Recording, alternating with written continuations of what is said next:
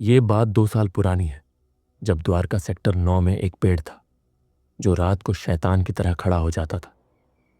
मोहल्ले वाले कांपते हुए कहते थे, भाई उस पेड़ के पास मत जाना, उसकी जड़ें रूहों का खून पीती हैं। दिन में तो सब शांत, पर रात के अंधेरे में उससे खून टपकता था और सिसकियां सुनाई देती थीं, जैसे कोई कब्र में कैद होकर चीख रहा हो। अभिषेक व्यास, एक यूट्यूबर जिसका चैनल द फियरलेस सोल्स था, उसे लगा, यार ये पेड़ मेरी वीडियो को वायरल कर देगा।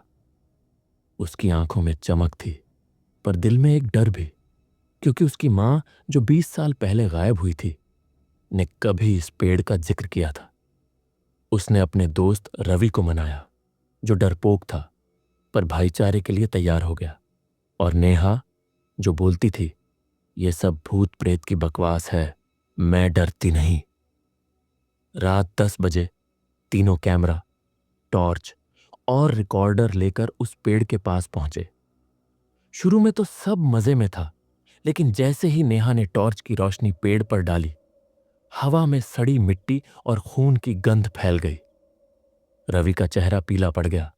वो बुदबुदाया, अभिषेक, ये जगह नर्क का दरवाजा है।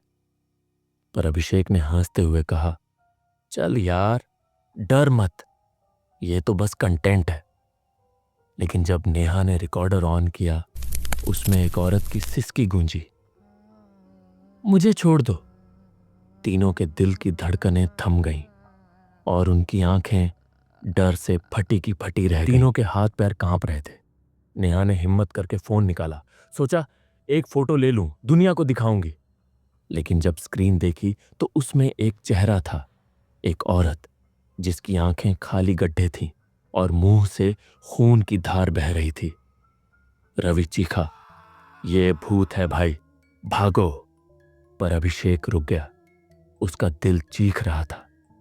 उसे अपनी मां की बात याद आई, जो कहती थी, उस पेड़ से दूर रहना, वो रूहों का जाल है।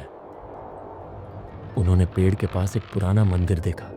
लोग कहते थे वहां 1950 में एक औरत को जिंदा दफना दिया गया था और उसकी रूह इस पेड़ में कैद है। अभिषेक ने रिकॉर्डर चेक किया और उसमें एक भयानक आवाज गूंजी, तुमने मेरी कब्र खोली, अब तुम्हारा खून मेरी प्यास बुझाएगा। नेहा के गले से चीख निकली। वो चिल्लाई, भाई ये जगह शैतान का अड्डा है, चल। लेकिन तभी पेड़ की शाखाओं से खून की बूंदें टपकने लगी और एक काली छाया उनके चारों तरफ नाचने लगी। रवि जमीन पर गिर पड़ा। उसकी सांसें रुक रही थी। नेहा का फोन टूटकर बिखर गया और उसकी आंखों से खून के आंसू बहने लगे। अभिषेक ने कैमरा उठाया, लेकिन लेंस में सिर्फ एक चेहरा दिखा, उसकी मां का। उसका मुंह काले सांपों से भरा था और आंखें खाली थी। वो चीखा, मां, ये तू नहीं हो सकती। पर जवाब में सिर्फ एक हंसी आई, जो उनकी हड्डियों को चीर रही थी। अभिषेक, रवि और नेहा उस खूनी पेड़ के जाल में फंस चुके थे। उनके हाथों पर खून और सड़ी मिट्टी चिपकी थी, जैसे पेड़ ने उन्हें आधा निगल लिया हो। नेहा रोते हुए चीखी, भगवान के लिए यहां से निकलो। रवि उठा और मंदिर की तरफ भागा, चिल्लाता हुआ, शायद वहां बचा लें।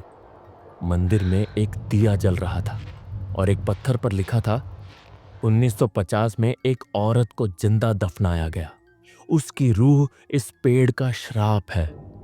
अभिषेक ने पढ़ा और उसकी सांसें थम गईं। तभी दिया बुझ गया और हवा में खून की गंध इतनी तेज हुई कि उनके मुंह से उल्टी आने लगी। और फिर आया वो खौफनाक ट्विस्ट।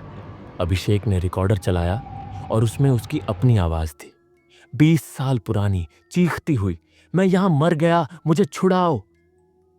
यह कैसे मुमकिन था? क्या अभिषेक पहले ही इस पेड़ का शिकार था? उसकी मां, जो 20 साल पहले गायब हुई थी, क्या वो इस शराब का हिस्सा थी? सुबह हुई, पुलिस वहां पहुंची। अभिषेक का शरीर पेड़ की जड़ों में गायब था। सिर्फ उसका कटा हुआ सिर मिला, जिसकी आंखें खाली थीं, जैसे रूह चूस ली गई।